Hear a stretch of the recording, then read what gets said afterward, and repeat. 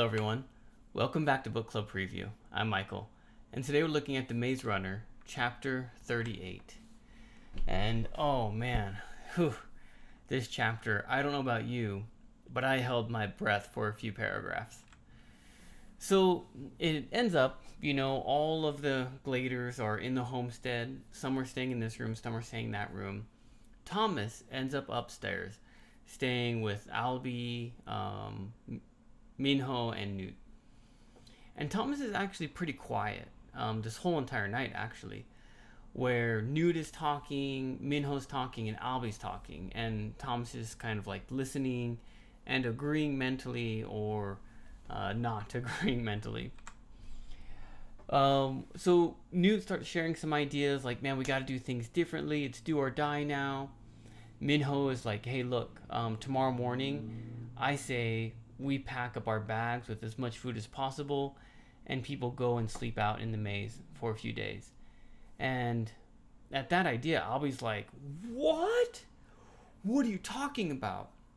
Not quite like that. But he's like, you want to just go out there and die? I'm like, well, what else should we do? And Minho is kind of like, well, I'll do it. Newt says he'll do it. Thomas says he'll do it, of course. But Albie doesn't really agree with this plan. And actually, Albie starts to share and says, man, guys, I don't know if I should be the leader anymore. And then Newt gets up immediately and he's like, what?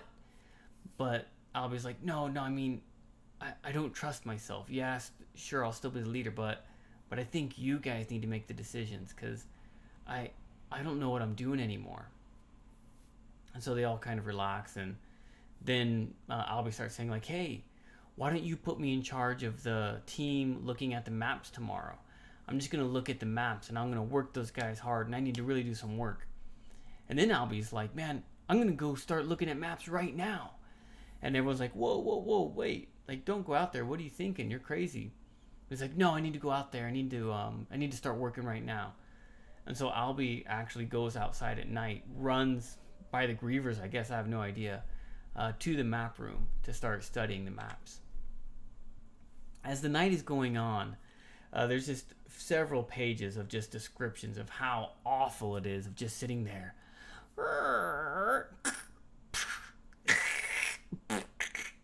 Hearing sounds outside. Breathing, waiting, thinking, and just listening to the grievers climb all over the homestead. Oh man, that was freaky. I'm not going to go in those descriptions because there's just a lot of descriptions of the tense pressure and fear going on. And just so many terrifying sounds. Like, it's just describing sounds for several pages. And then the last page, oh my goodness, Gally pops out of a closet and everyone's like, oh! I'm going to be honest, I had to read the next two chapters of chapter 39. I just couldn't wait. Like, what was going on? But I admit it. It was just two paragraphs, okay? I didn't even flip the page, but I just looked, boom, boom, because I needed something a little bit more. And that is how the chapter ended. Vocabulary. There was a lot of vocabulary in this chapter. I actually cut some out. So if there were expressions, phrases, vocabulary words that you didn't quite understand, please talk about them when we get together. Okay, if you don't understand it, probably other people don't understand it also. So when you ask that question, it really helps everyone learn. All right. Some that I picked here, the first one, arses. That's another way to say butt or booty or bottom. You might know there's a very bad word in English, ASS. It doesn't have to be a bad word, but usually it is. This is another way to kind of say that bad word, but in a slightly better way, arses. Add an R in there, and it just sounds a little bit not as bad.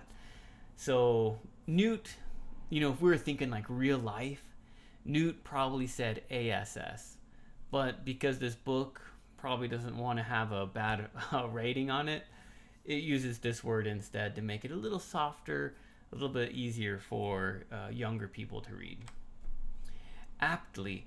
Aptly is like correctly or accurately or properly, something like that. I can't remember exactly how it was used, but it was just like this reassurance kind of feeling. Snuffed, and then I put in parentheses here, out. Snuffed is like extinguishing. If you think of a candle and a fire, and you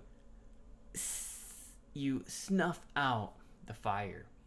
And that's what I think Newt says, just let them snuff us out. Or he doesn't use out, but snuffed us, something. But usually we use it without, and snuffed just means like extinguish or kill or keep from getting oxygen. So it dies. Just another way to say dies or kills. Doldrums, that's like sadness or depression or boredom. It's like this negative, mellow kind of feeling, which Albie is kind of in these doldrums, this depression. Pep talk.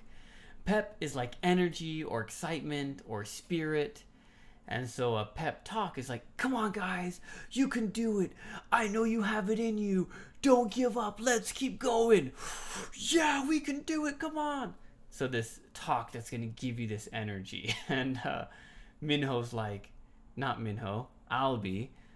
Sorry, they're both Asian. And so I keep flipping their names because I just have this image from the movie of a character, Albie and Minho, and so in my mind I keep flipping them back and forth. Actually, with Thomas, he looks like another character from the movies, Percy Jackson, and so I always think Percy is in the story because whenever I read Thomas, I think of that same face, which is the same face probably in the actor I think of Percy Jackson. I think they're different actors, but they look similar. And I do the same thing with Albie and Minho. But anyways, Albie says, you guys are the ones giving me the pep talk. I'm going to go do it right now while I have energy. And they're like, whoa, man, you're crazy. But he goes. Off kilter.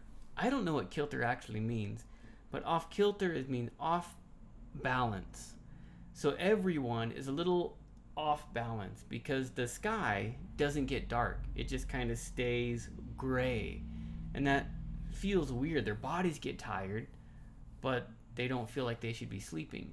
If you've ever had jet lag, when you have real jet lag, you feel off kilter. You feel unbalanced. Or maybe someone says something to you really mean or just kind of shocking. It's you just feel off balance, off kilter. Time slowed to a crawl. This is just an expression to mean, time took forever, right? I'm sure we've all had experiences where it just felt like